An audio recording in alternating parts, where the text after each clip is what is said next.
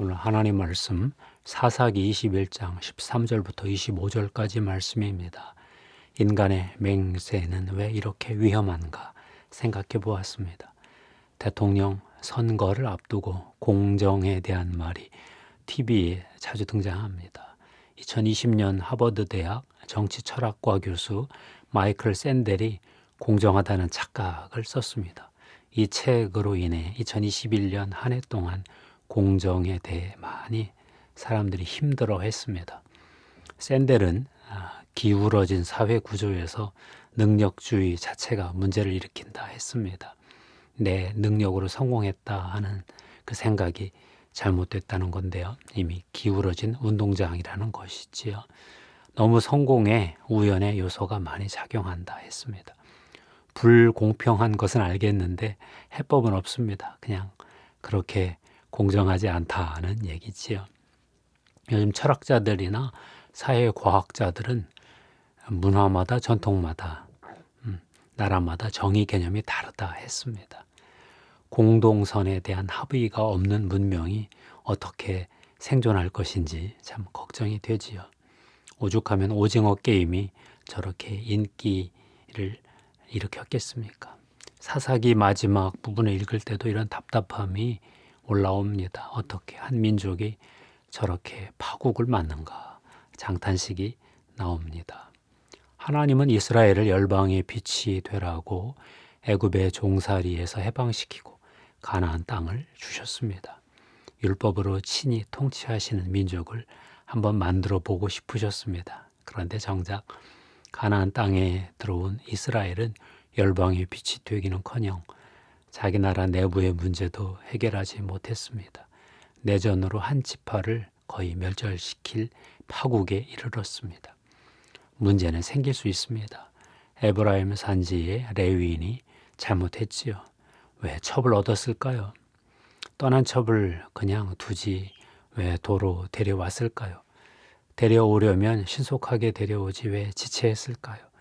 잔치 유흥도 적당히 즐기고 올 일이지 왜 그렇게 쾌락의 늪에 빠졌을까요? 떠나려면 아침 일찍 떠날 것이지 왜 날이 저물어 떠났을까요? 첩이 불상사를 당했으면 하나님의 심판으로 알고 회개할 것이지 왜 위선을 떨고 분노하며 민족 전체를 전쟁의 소용돌이로 몰아갔을까요? 문제가 생겨도 어찌어찌 수습할 수 있습니다. 남은 11지파 지도자들이 문제를 제대로 해결하지 못했습니다. 미스바에 모인 것은 잘했는데 기브아 주민의 문제를 제대로 처리하지 못했습니다. 많은 희생 끝에 내전을 해결하고도 또 경솔한 맹세로 새로운 문제를 일으켰습니다. 600명밖에 남지 않은 베냐민 지파 남자들에게 딸을 주지 않기로 맹세한 게 화근이었습니다. 총회에 오지 않았다고 야베스 길르앗 주민을 쳐서 처녀 400명을 잡아와 주었습니다. 그래도 200명이 모자르자 여호와의 명절 때 춤추러 나오는 실로의 여자들을 잡아 보쌈하게 했습니다. 한 지파를 거의 죽여놓고 다시 살리겠다고 실로의 여자들을 희생하는 악수를 두었습니다. 이스라엘 11지파는 왜 경솔한 맹세로 내전을 파국으로 몰고 갔을까요? 인간의 상대적 정의에 호소했기 때문이라고 봅니다. 이스라엘은 기브아를 징계하기로 하고 베냐민 지파에게 기브아 불량배들을 넘겨라 했습니다. 악행을 저지른 불량배만 제거하면 정의를 세울 수 있다고 본 것이지요. 베냐민 지파는 자기네 문제이니 우리가 해결하겠다 그렇게 판단한 듯합니다. 자치의 원리를 주장한 건데요. 몇 명인지 모르겠으나 불량배들을 징계하고 이스라엘 전체 지파에 넘겨주었으면 전쟁까지는 가지 않았겠지요. 베냐민 지파는 물매로 정확히 돌을 던지는 기브아의 왼손잡이 명사수 700명을 믿은 게 오판이었던 것 같습니다. 누가 더 잘하고 누가 더 잘못했을까요? 11지파가 더 잘했겠죠. 그러나 베냐민 지파의 주장도 무조건 틀렸다고 보기 어렵습니다. 자치 원리를 묵살 당했으니까요. 두 개의 정의가 부딪혔습니다. 11지파의 정의냐, 베냐민의 정의냐, 인간의 정의는 이렇게 상대적입니다. 그러면 왜 이스라엘은 인간의 상대적 정의에 호소했을까요? 하나님의 절대적 정의에 호소하지 않았기 때문입니다. 이스라엘 11지파가 여호와 하나님 앞에 모여 베냐민 지파 기브와 불량배의 문제를 민족 전체의 문제로 알고 회개했으면 얼마나 좋았을까요? 이런 망령된 일이 소돔에서나 일어날 법한 일이 일어났다고 크게 각성하고 통곡했으면 얼마나 좋았을까요? 그러면 베냐민 지파가 불량배들을 내어 놓았을 수도 있습니다. 베냐민 지파는 이런 나그네에게 망령된 일을 행하는 것이 어디 여기서만 일어나는 일이냐, 너희 지역에서는 이런 일이 안 일어나느냐, 이렇게 항의했을지도 모릅니다. 하나님의 절대적 율법 앞에서 우리 모두가 이 죄와 관련이 있다 하고 대성통곡했으면 얼마나 좋았을까요? 하나님은 내전 초기에 이스라엘 11지파에게 2번 패배하게 하셨습니다. 베델에서 유다가 먼저 갈지니라 말씀하시고 패배하게 하셨습니다. 우리가 이 전쟁을 싸워야 합니까? 질문부터 했으면 하나님이 달리 응답했을지도 모르지요. 그러나 11지파는 우리 중에 누가 먼저 올라가서 베냐민 자손과 싸우리이까 질문했지요. 두 번째로 내 형제 베냐민 자손과 싸우리이까 질문했습니다. 당연히 싸워야 한다고 전제하고 질문하는 거죠. 결국 세 번째 베델에서 실로의 언약궤 앞에 모였습니다. 울며 금식하며 번제와 화목제를 드렸습니다. 아론의 손자 엘르아살의 아들 비느하스가 언약궤 앞에 섰습니다. 법궤 앞에 섰습니다. 이번에는 정확히 물었습니다. 우리가 다시 나아가 내 형제 베냐민 자손과 싸우리이까 말리이까?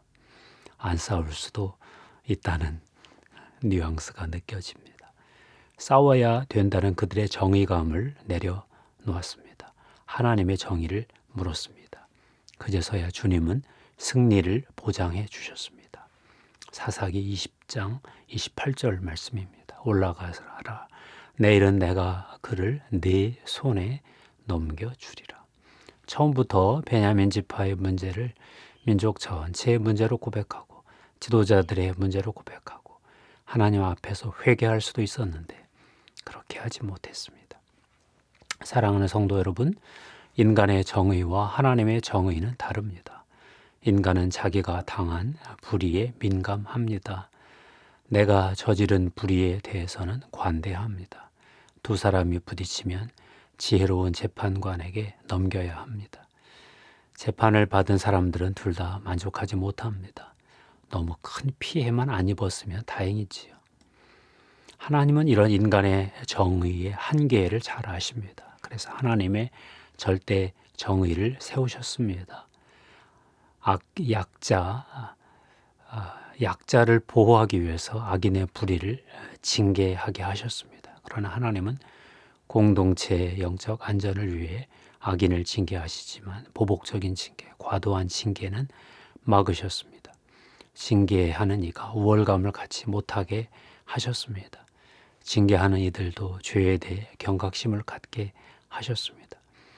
하나님은 정의를 넘어 결국 은혜를 베푸시지요. 죄인들에게 회개할 기회를 주고 점차 변화시키십니다. 동물 희생 제사 제도를 만드시고 율법을 지키는 삶으로 돌아가게 하셨죠. 하나님의 정의와 은혜가 함께 역사하게 하셨습니다. 하나님의 의와 은혜는 예수 그리스도의 십자가에서 함께 만났습니다. 인간의 죄를 위해 계속 동물을 희생시킬 수 없을 때가 왔습니다. 하나님의 아들이 세상에 인간의 육신을 입고 오셨습니다. 동물 대신 희생당하셨습니다. 인간의 죄값을 치르고 죽으셨습니다. 고린도후서 5장 14절 말씀입니다. 한 사람이 모든 사람을 대신하여 죽었은즉 모든 사람이 죽은 것이라. 하나님은 십자가에서 죄인을 사랑하는 하나님의 은혜도 보이셨습니다. 로마서 5장 8절 말씀입니다.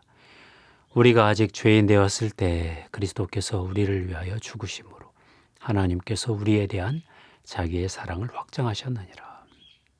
하나님은 사랑 때문에 세상을 창조하셨습니다.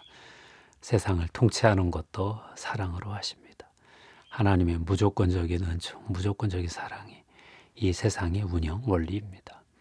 하나님의 정의와 은혜가 십자가에서 만나 교회에 성령을 부으셨습니다. 이제 교회는 성령의 인도를 받고 살 수 있게 되었습니다. 성령의 역사를 따라 하나님 사랑, 이웃 사랑의 예수님 말씀을 실천하게 되었습니다. 1745년 57세 때 천성 영계를 여행한 과학자 한 명이 있었습니다. 스웨덴의 신비가 임마누엘 스웨덴 보리입니다. 30여 권 책을 썼는데 1758년 70세 때 쓴 천국과 지옥이 가장 유명합니다. 성경과 일치하는 부분도 있고 일치하지 않는 부분도 있어서 조심해서 읽어야 합니다. 천국을 생생하게 그려주니까 좋은데 어떤 부분은 고개를 갸우뚱하게 하지요. 그 중에 성경과 일치하는 부분이 있어서 소개합니다. 천국은 하나님 사랑의 원리와 하나님의 진리로 운영된다 하는 내용을 봤습니다. 마음에 선함이 있는 사람, 사랑이 있는 사람은 계속해서 천국에 가서도 하나님의 진리를 배운다고 합니다. 선함, 사랑이 없는 사람은 결국 지옥으로 거꾸로 떨어진다는 것이지요. 천국이 더 괴롭다는 것입니다. 하나님의 진리는 아는데 사랑이 안 되는 사람들은 결국 지옥에 가더라. 그 말이 너무 섬뜩했습니다. 신학책을 읽다 보면 신앙주의라는 조롱 섞인 표현이 있습니다. 믿는데 사랑에 순종이 없는 이들을 가리키는 그런 말인데요. 이들은 결국 지옥 간다는 건데요. 무섭지만 부정하기는 힘들었습니다. 마가복음 12장 28절부터 31절 말씀인데요. 한 서기관이 모든 계명 중에 첫째가 무엇이니까 예수께 물었지요. 예수님 이렇게 대답하셨습니다. 첫째는 이것이니 이스라엘아 들으라. 주 곧 우리 하나님은 유일한 주시라. 내 마음을 다하고 목숨을 다하고 뜻을 다하고 힘을 다하여 주 너의 하나님을 사랑하라 하신 것이요. 둘째는 이것이니 내 이웃을 내 자신과 같이 사랑하라 하신 것이라. 이보다 더 큰 계명이 없느니라. 이 말씀 앞에서 우리 믿음이 검증되어야 하겠습니다. 감사합니다. 기도하겠습니다. 하나님 고맙습니다. 이스라엘이 인간의 상대적 정의에 호소하다가 하나님의 절대적 정의를 놓치고 내전이 거짓된 헛된 경솔한 맹세로 파국으로 치밀었습니다. 한 지파가 거의 멸절 직전까지 몰렸습니다. 하나님의 정의를 저희들이 믿고 또 거기에 더하여 하나님의 은혜를 더 믿어서 예수 그리스도의 십자가 앞으로 가고 성령의 인도를 받고 하나님 사랑, 이웃 사랑으로 이 땅에서부터 천국 살게 해 주시옵소서. 이 땅에서 하나님 사랑하며 사람들 사랑하며 미리 천국을 경험해서 나중에 하늘 천국이 너무 자연스럽게 경험되도록 축복하옵소서. 예수 그리스도의 십자가의 보혈의 피를 뿌리고 덮습니다. 성령님 하나님 사랑으로 기름 부어 주시옵소서. 예수 그리스도의 이름으로 기도합니다. 감사합니다. 하나님께 영광 돌립니다.